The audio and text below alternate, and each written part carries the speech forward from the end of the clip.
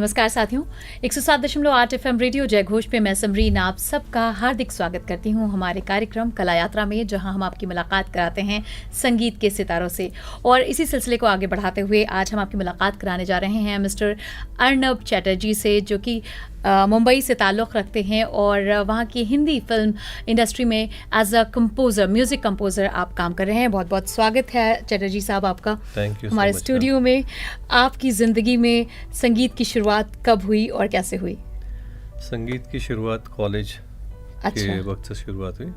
बचपन में भी गाता था, लेकिन सीरियस हुआ मैंने कॉलेज के समय में। ओके। तो फिर मैंने सीखना शुरू किया। अब जब सीखना शुरू किया तो मुझे लगा कि नहीं, मैं संगीत वही मेरा जीवन बनाऊंगा, प्रोफेशन बनाऊंगा। तो म्यूज़िक का कोर्स वगैरह कंप्लीट किया। बेसिकली हूँ मैं बिलासपुर छत्तीसगढ़ से। तो वहाँ पे कंप्लीट करके फिर मैं मुंबई आ गया। ओके। तो 94 से मैं मुंबई में हूँ और तब से आज तक काम कर रहा हूँ। तो जब आप शुरू से गाते थे तो आप सुर में थे, लेकिन स्वरों का ज्ञान आपने कॉलेज टाइम से लेना शुरू किया? जी जी जी, हमेशा। ओके। तो ये आपका पहले से ही ड्रीम था कि आपको कंपोज़र बनना है या सिंगर बनना है, ये आपने कैसे डिसाइड किया? मैंने ऐसा कुछ सोच के नहीं आया था मुंबई। मैं सोचा था कि म्यूज़िक में काम करूँगा, क्योंकि म्यूज़िक मुझे लगा कि इसी को मैं अपना जीवन बनाऊँगा। तो क्योंकि मुंबई ऐसा है कि आप जो सोच के आते हो वो नहीं होता है। तो अगर मैं बतौर गायक कोशिश करूं तो मुझे कोई मौका नहीं देगा। तो मैंने शुरुआत किया था कोरस से, ताकि मुझे स्टूडियो में जाने का मौका मिले, लोगों से मिलने का मौका मिले। फिर उसके बाद धीरे धीरे मैंने देखा कि नहीं, सिर्फ कोरस में नहीं होगा। फिर मैं as a assistant music composers के साथ में एज ए असिस्टेंट फिर मैंने काम किया। उससे काफ़ी कुछ सीखने का मौका मिला। फिर मैंने गाने लगा थोड़ा थोड़ा, फिर मैंने कंपोज करने लगा। फिर मुझे लगा नहीं, इसमें भी कंप्लीट नहीं हो रहा, मुझे म्यूजिक अरेंजमेंट्स सीखना पड़ेगा। क्योंकि एक टोटल म्यूजिक होता है, कोई भी म्यूजिक मतलब सिर्फ सिंगर म्यूजिक नहीं होता है या म्यूजिशियन म्यूजिक नहीं होता। वो टोटल अगर आप जाएंगे तभी आप एक कंप्लीट म्यूजिशियन बन सकते हैं। जैसे रविंद्र जैन जी हो गए, ऐसे लाइक। तो फिर मैंने म्यूज़िक अरेंजमेंट भी सीखा। तो आज जो सीखने का जो फ़ायदा मुझे ये हुआ कि मैं खुद अपना गाना कंपोज कर सकता हूँ, उसको अरेंजमेंट कर सकता हूँ, उसको म्यूज़िक प्रोग्रामिंग कर सकता हूँ, उसको मैं गा सकता हूँ। तो एक कंप्लीट काम मैं खुद कर सकता हूँ। वन मैन शो होगी। आपकी ज़िंदगी में सबसे खूबसूरत वक्त अगर मैं बात करूँ संगीत के मामले में, तो आपने जगजीत साहब के साथ भी सीखा है गीत। तो उस मोमेंट के बारे में हमें बताइए, कैसा रहा है आपका एक्सपीरियंस? सीखा मतलब मुझे सौभाग्य मिला उनके साथ बैठने का। जी। ये हुआ कि मेरे एक दोस्त थे जिनके कारण मुझे, उनकी जो बहन है श्रीमती गीता प्रेम जी, तो गीता प्रेम आंटी से मुझे मिलने का मौका मिला। तो वहाँ पे जाके मुझे पता चला कि वो जगजीत सिंह जी की बहन है। तो मैं उनके पास थोड़ा बहुत स्वर सीखने के लिए जाता था। तो एक दिन आंटी ने कहा कि ऐसा ऐसा है, जगजीत आ रहे हैं, तो तुम लोग सब आ जाओ। तो हम लोग वहाँ गए तो एक वर्कशॉप हो रहा था। तो वर्कशॉप से शुरुआत हमारा ऐसे हुआ कि वो धीरे धीरे उनके बहुत क्लोज हो गया मैं। अच्छा।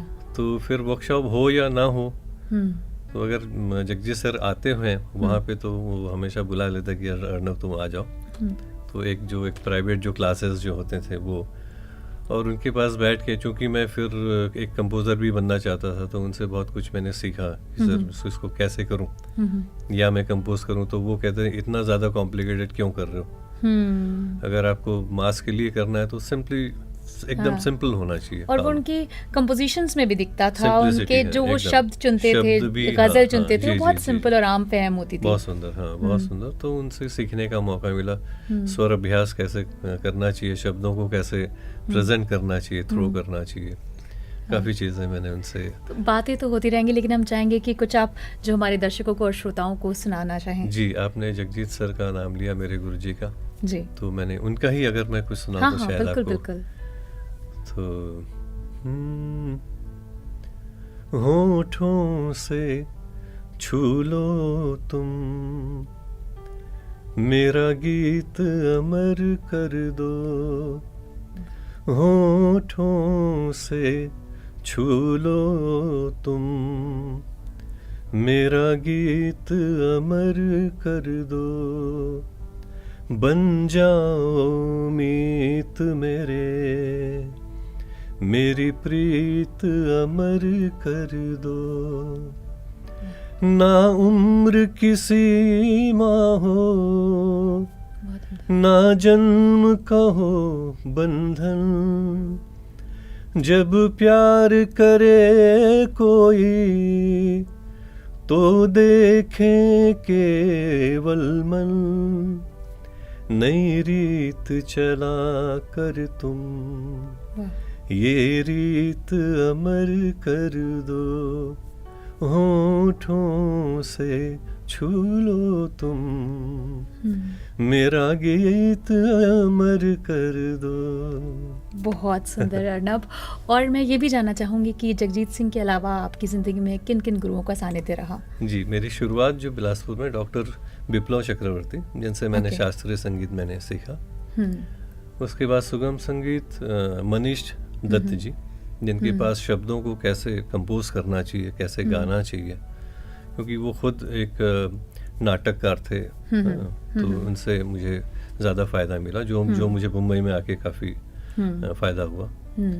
उसके बाद मुंबई में पंडित प्रताप नारायण जी के पास कुछ समय सीखने का मौका मिला। फिर पंडित देश पांडे जी हैं, राम देश पांडे जी, उनके पास कुछ समय मिला। फिर कंकना बैनर्जी दीदी के पास मिला।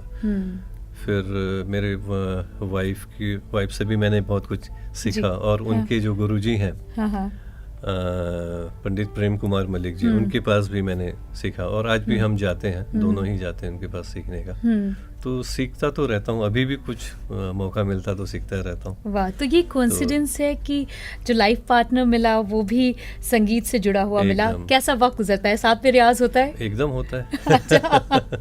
ओके। तो ये ईश्वर की कृपा है कि हमें ऐसा एक मतलब जीवन साथी मिला कि हमारा समय कैसे बीत ज़्यादा पता नहीं चलता। और हम एक दूसरे से, क्योंकि वो शास्त्रीय संगीत में ज़्यादा है, तो मैं उनसे पूछता रहता हूँ, और सुगम संगीत होता तो वो मुझसे पूछती रहती है। तो एक ऐसा है, तो बहुत अच्छा है। अर्नब, आपने स्वच्छ भारत और बेटी बचाओ बेटी पढ़ाओ के लिए भी कंपोजिशन दिया है, जो नेशनल लेवल का सॉन्ग्स हैं, उसके बारे में बताइए, उसका एक्सपीरियंस कैसा रहा आपका? वो मुंबई आकाशवाणी में ये हमने किया था। वहाँ के प्रोग्राम एग्जीक्यूटिव थे प्रभा जोशी जी। तो उन्होंने मुझसे कहा कि एक प्रोजेक्ट करना है बेटी बचाओ बेटी पढ़ाओ का। तो मैंने किया वहाँ पे। उसके बाद तुरंत उन्होंने कहा कि एक स्वच्छ भारत अभियान अभी मोदी जी का चल रहा है, तो उसमें भी एक काम करना है, तो उसको भी मैंने किया। तो इतना ज़्यादा पॉपुलर हुआ कि वो हमेशा मुझे मतलब काफ़ी लोगों ने फ़ोन किया कि अभी हम आपके गाड़ी में हम सुन रहे हैं आपका गाना। अच्छा। तो ऐसा एक है। तो बहुत ही अच्छा एक्सपीरियंस रहा, क्योंकि आकाशवाणी क्या है, हम बचपन से आकाशवाणी के साथ जुड़े हुए हैं जी। हमेशा रेडियो सुनते हुए हम लोग पढ़ते थे जी। तो रेडियो कितना भी हम कुछ भी काम कर ले, बॉलीवुड का या कुछ भी हो, या स्टूडियोज में काम कर ले, तो रेडियो का एक अलग इम्पैक्ट रहता है। रेडियो की बात एक अलग ही है। वो एक आपकी भी रेडियो जर्नी रही है अर्नब, आप ग्रेडेड आर्टिस्ट रहे हैं रेडियो के। जी। कितना फ़र्क पड़ता है एक आर्टिस्ट जब आकाशवाणी या प्रसार भारती या रेडियो से ग्रेडेड होता है, तो उसकी करियर पे कितना फ़र्क पड़ता है इसका? डेफिनेटली, क्योंकि एक गवर्नमेंट एक है, तो अगर हम कितना भी बड़े हो जाएं, जैसे मैं फॉर एग्जांपल कुछ नाम नहीं लूँगा, लेकिन बहुत अच्छे अच्छे सिंगर्स हैं जो रेडियो आर्टिस्ट नहीं हैं। जैसे मुझे अगर कंपोज करना है, जैसे मैं जब बेटी बचाओ का जब मैं कंपोज कर रहा था, तो मैंने वहाँ से पूछा कि रेडियो के ग्रेडेड आर्टिस्ट कौन है। जैसे लता जी को ग्रेड नहीं चाहिए, लेकिन लता जी ने टॉप ग्रेड से भी ऊपर है ना। करेक्ट। तो वैसे ही बहुत सारे आर्टिस्ट हैं जो रेडियो ग्रेडेड आर्टिस्ट नहीं है, तो जिनसे हम काम नहीं करा पा रहे। अगर कोई आर्टिस्ट ग्रेडेड होता तो शायद मैं उनसे काम करा लेता। क्योंकि ग्रेडेड नहीं है तो मैं उनको गवा नहीं पा रहा हूँ रेडियो में। तो ग्रेडेड होना बहुत ज़रूरी है। तो कुछ भी हो जाए, लेकिन रेडियो में मैं चाहता हूँ कि जो भी है आजकल के जो भी न्यू जनरेशन है, उनको भी रेडियो अटेम्प्ट करनी चाहिए।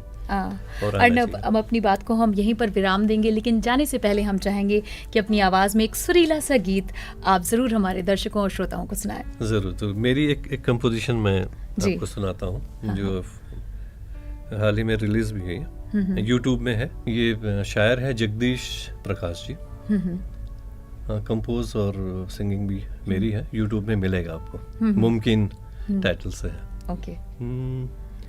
ये भी मुमकिन है कोई और भी मुझसा होता,